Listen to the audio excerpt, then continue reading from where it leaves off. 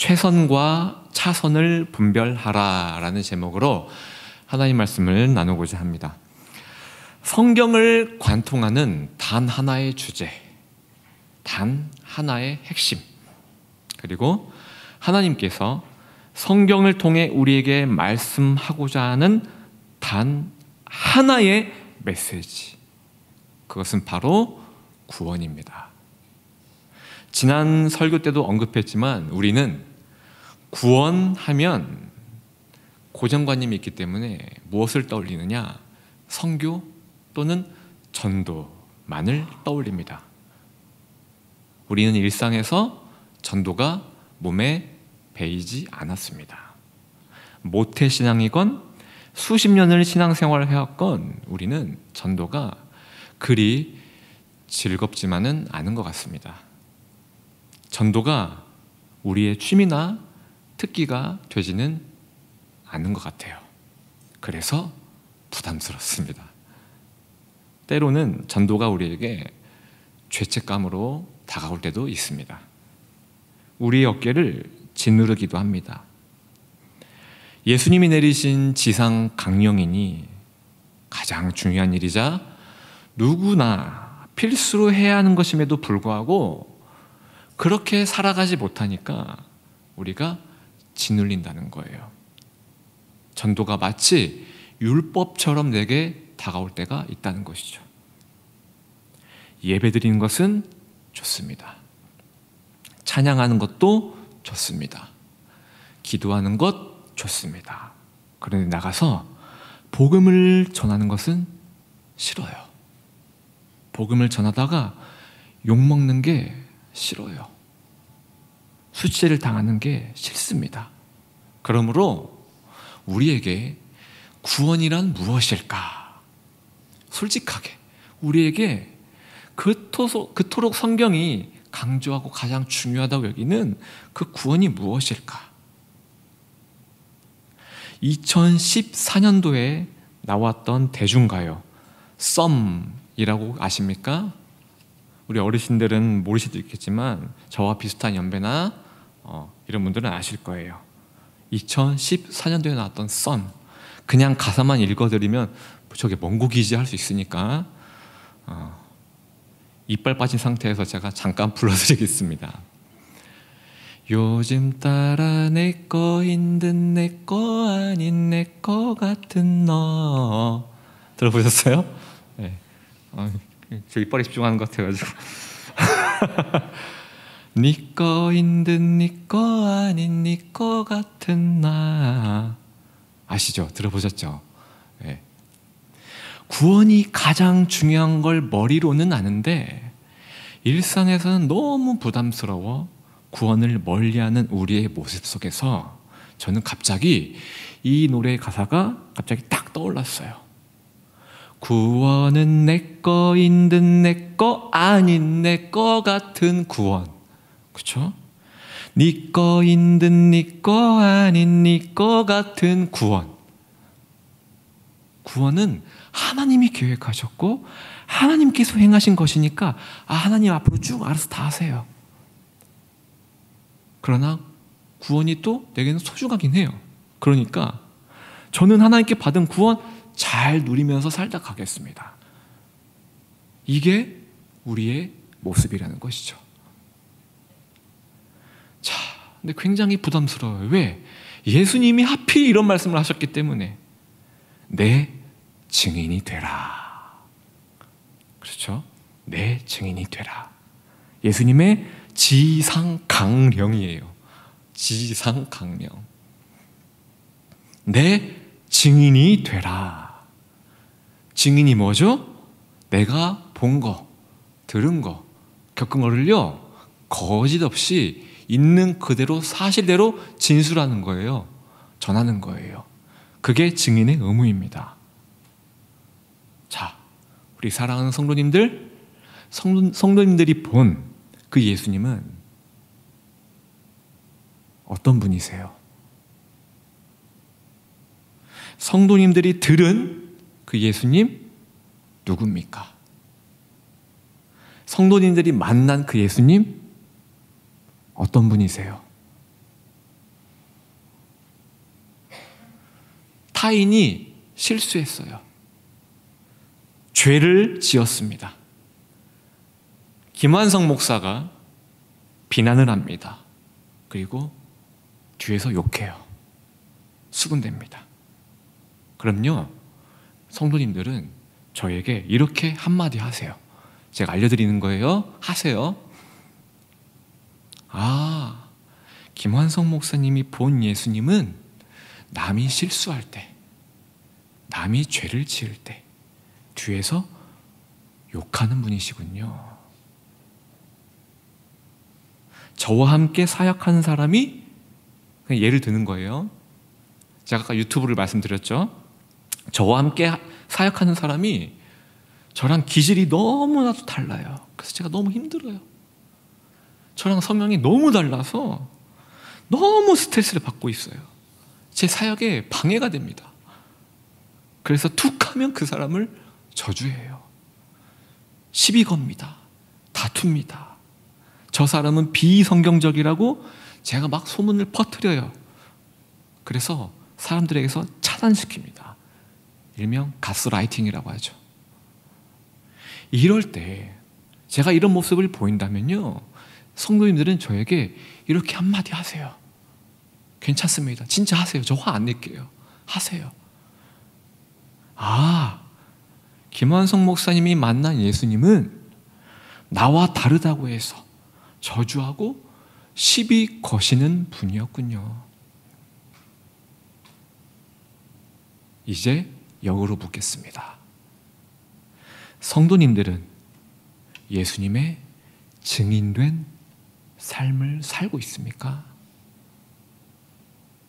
예수님을 알지 못하는 여러분의 가장 가까이에 계시는 부모와 형제들에게 어떻게 평가받고 있습니까?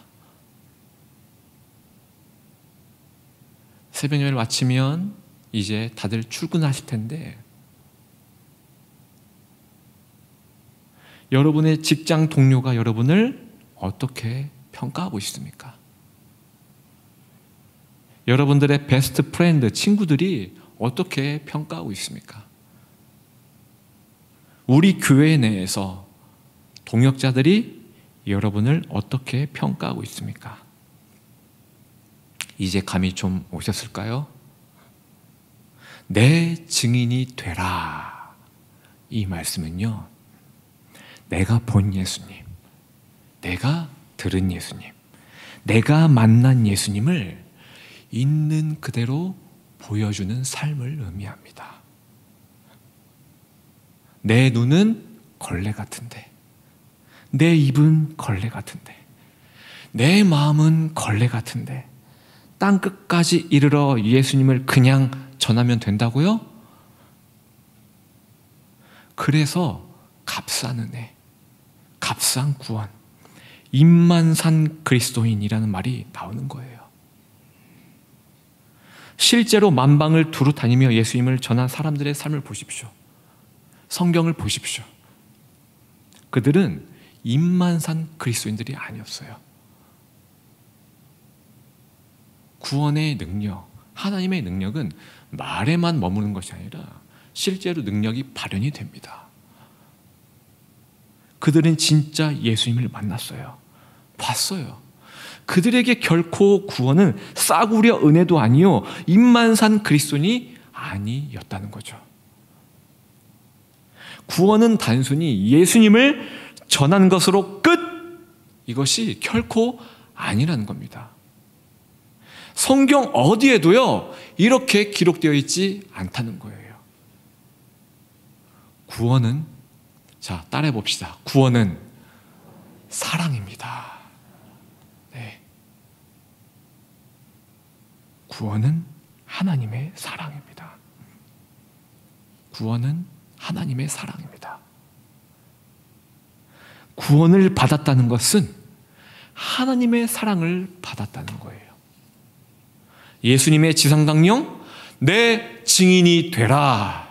이 말씀은 내가 너에게 보여준 사랑, 내가 너에게 들려준 사랑, 나의 사랑을 체험한 너의 그 경험, 이것을 일상에서 본 대로, 들은 대로, 받은 대로, 겪은 대로 살아라. 이거예요. 이것이 예수님의 증인된 삶이라는 겁니다. 구원은 여기서부터 시작됩니다. 왜일까요? 구원은 하나님의 사랑이자 생명이기 때문이에요. 생명. 구원은 막연히 전도 선교가 아닙니다.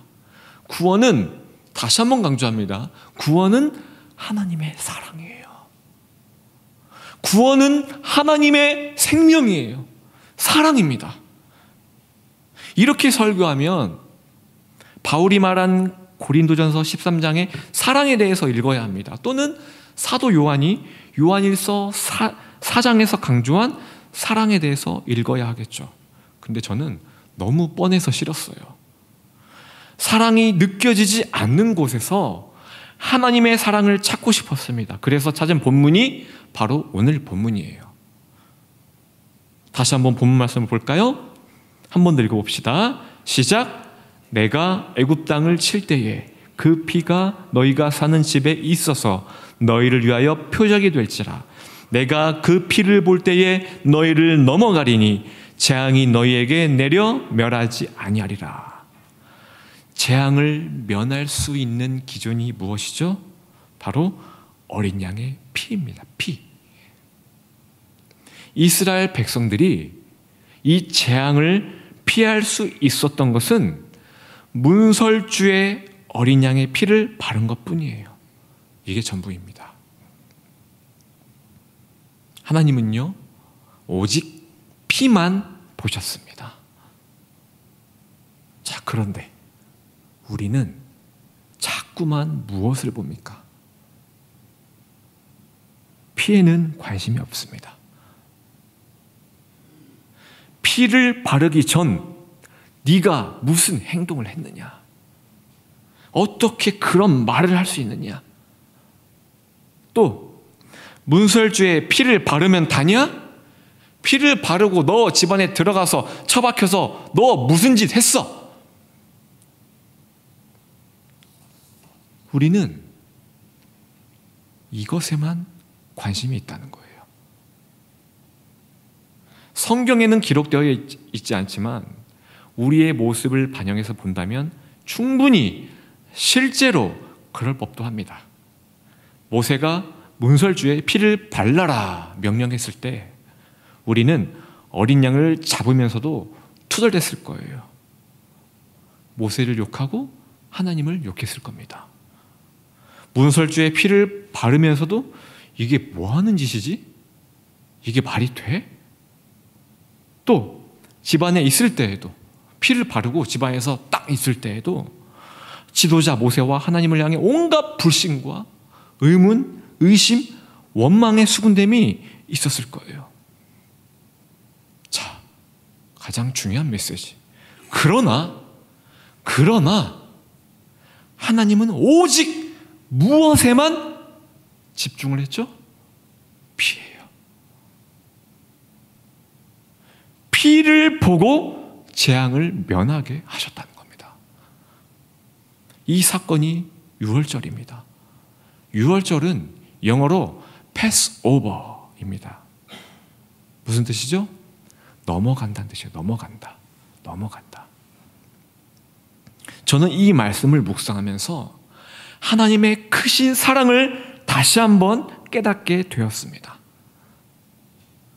고린도전서 13장, 요한일서 4장뿐만 아니라 이 출애굽기 12장 13절에서도 저는 하나님의 크신 사랑을 봤습니다. 하나님은 자신의 아들을 어린 양 삼으셨습니다. 어린 양이 되신 예수님은 십자가에서 모든 피를 다 쏟아내셨습니다.